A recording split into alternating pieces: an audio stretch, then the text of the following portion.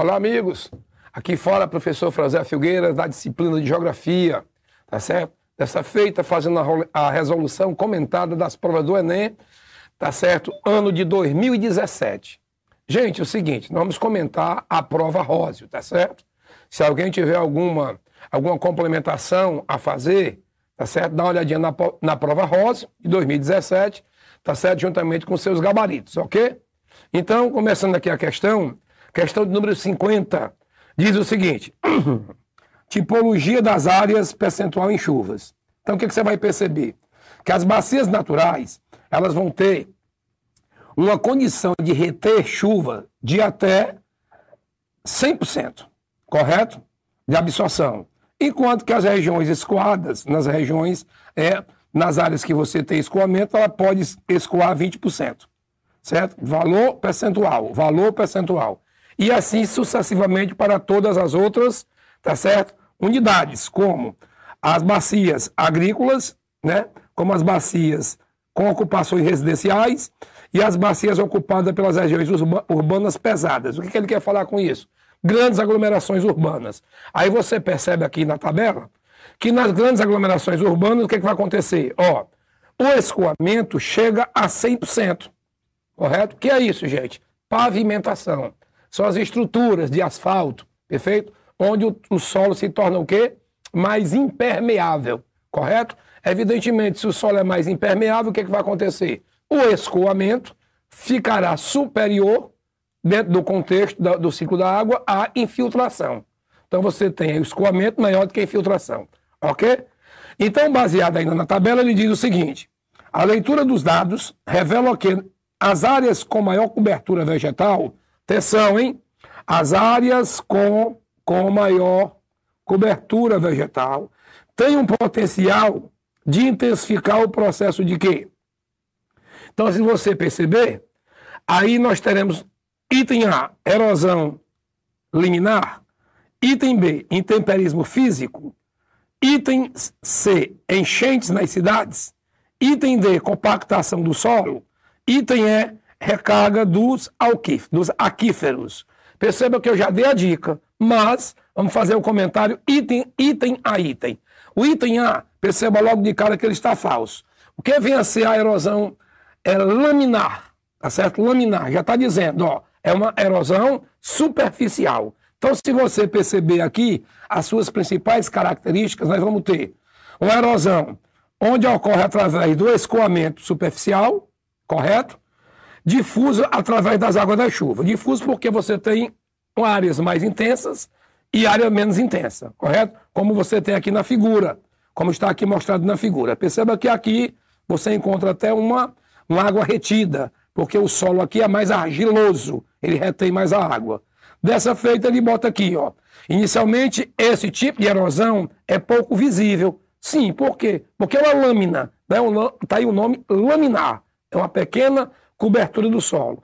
E desgasta o solo de forma uniforme.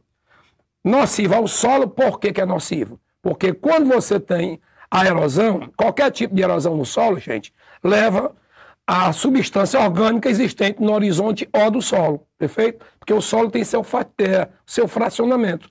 O horizonte A, o O, que é o orgânico, que vai, né, através de matéria orgânica em decomposição, o horizonte B, o horizonte C e o horizonte D ou R. Então, esses horizontes, perfeito, ficam mais no subsolo. Na verdade, um solo agrícola você tem o quê? 50, né, centímetros de profundidade. E o horizonte O, que é o horizonte orgânico, ele é o quê? Lavado pelas chuvas. Como é o nome disso? Lixiviação.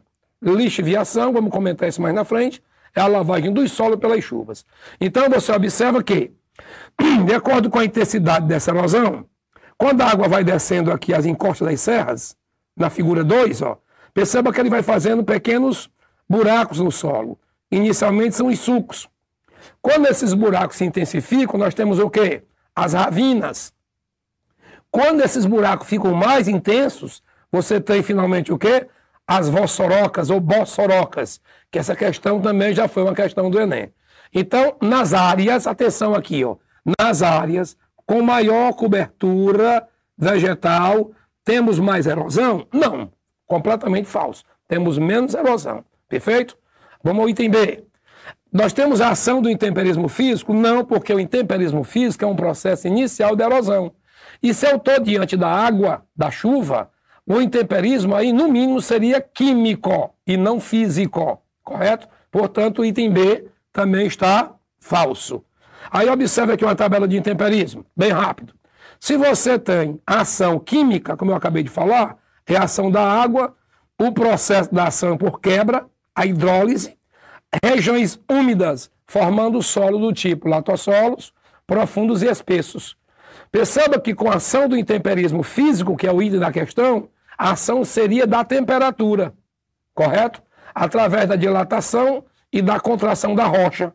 Regiões semiáridas, latossolos, aliás, no caso, desculpe, litossolos, solos rasos e pedregosos.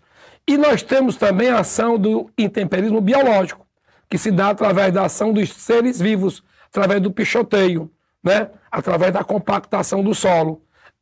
As áreas podem ser diversificadas e tanto pode ajudar na formação dos latossolos como na formação dos litossolos. Seria interessante aí vocês depois dar uma olhadinha do que vem a ser um latossolo, do que vem a ser um litossolo, certo? Bom, item C, enchentes nas cidades, perfeito? Neste caso aí que ele colocou, ó, a inundação geralmente ocorre pela seguinte ordem: presença menor da vegetação, quantidade de pluviosidade, pavimentação da permeabilidade, declividade do terreno e ausência de recursos, né? E aí você vai ter o que agora? Como eu estou lhe falando que a região tem uma menor intensidade de chuva, evidentemente que eu vou ter um processo de lixiviação, tanto nas regiões rurais como nas regiões urbanas.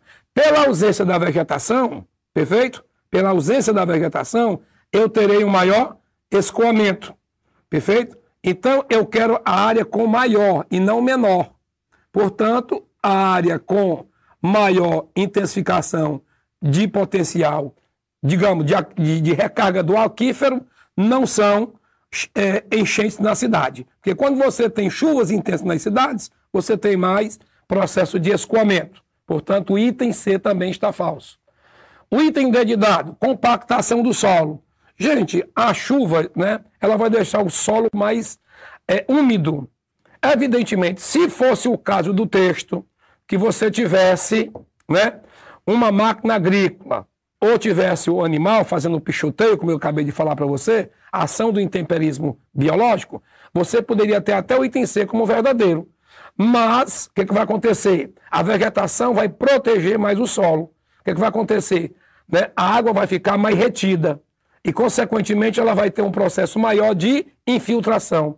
Tendo maior processo de infiltração, ela vai alimentar exatamente quem? Os aquíferos, tá certo? Os aquíferos. E alimentando os aquíferos, tá certo? É exatamente o item E. A leitura dos dados revela o quê? Em áreas com maior grau de cobertura vegetal, tem-se um maior potencial de quê? De recarga dos aquíferos.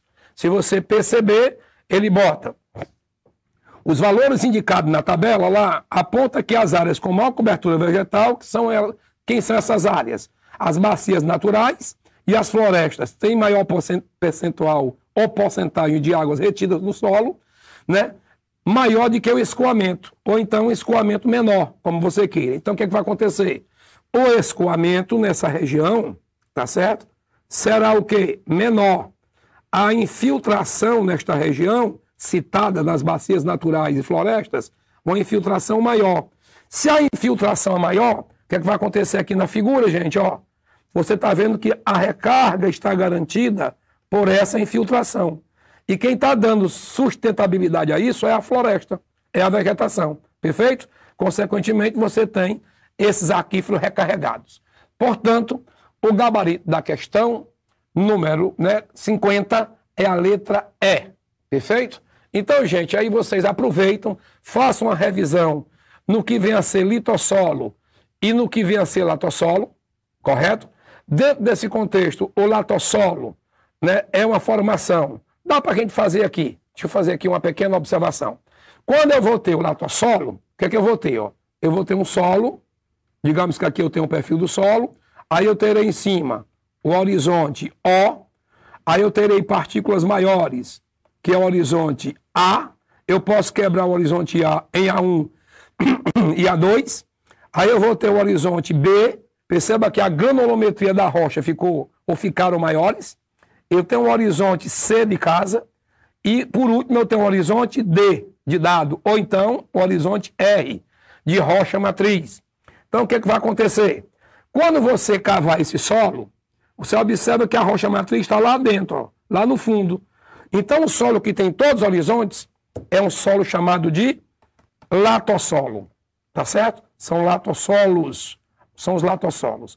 E aqui do outro lado, ó, se eu tenho um solo com os mesmos fracionamentos, o horizonte O, o horizonte A, mas eu não tenho o horizonte B, eu vou pular para o horizonte C. Então, quando eu chegar no horizonte C, eu já estou, aí eu tenho um horizonte o quê? R. O que é que vai acontecer nesse solo? Quando você cavar aqui, ó, você bate na rocha, que é o C. Então, observe que esse manto aqui, ele é fino. Este manto aqui do outro lado, ele é espesso. Então, do lado onde eu tenho um manto fino, eu tenho litossolos. Eu tenho litossolos. No lado que eu tenho um grande fracionamento, eu tenho o quê? Latossolos. Aí você poderia perguntar, professor, qual é mais importante para a agricultura? Todos os dois. Perfeito? Vamos ver lá na frente que nós vamos ter litossolos ricos e litossolos pobres. Teremos latossolos ricos e teremos latossolos pobres. Depende da área que você está trabalhando. Então, a questão, né, tem como gabarito a opção E. É de elefante, ok? Então, tenham todos bons estudos, tá certo? E até a próxima oportunidade.